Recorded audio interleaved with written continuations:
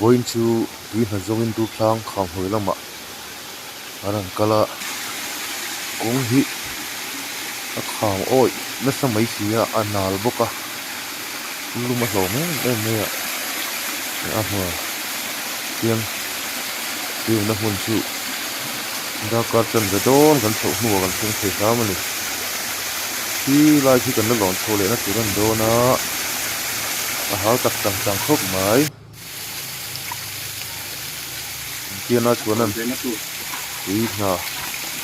kanam nak na tur veran boi puya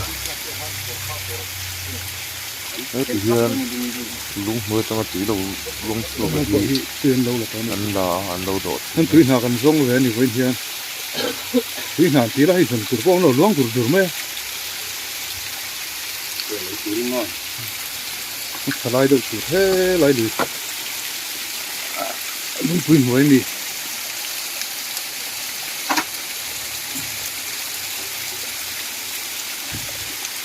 thắc khóc mãi thịt lẩu nêm lại đúng mới vì hít đấy hay hết tiền nên tùy gần là tiếng phim khóc bằng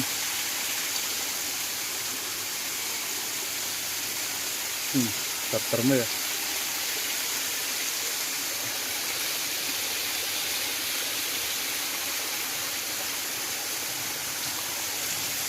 cú lồng cuộn miệng như nghĩa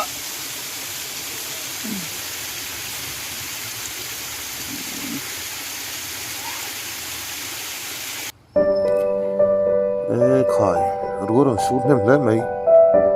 tổng hú nó tụi đồng bốc xí rồi á cái gần đâu chặt chắc mấy nè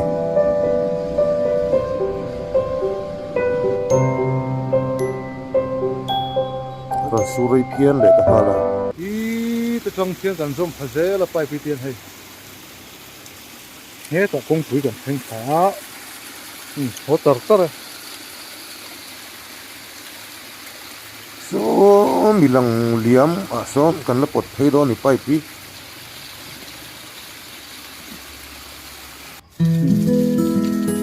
ông muốn đặt thanh ta không có số tiền đằng trước là đâu lắc tệ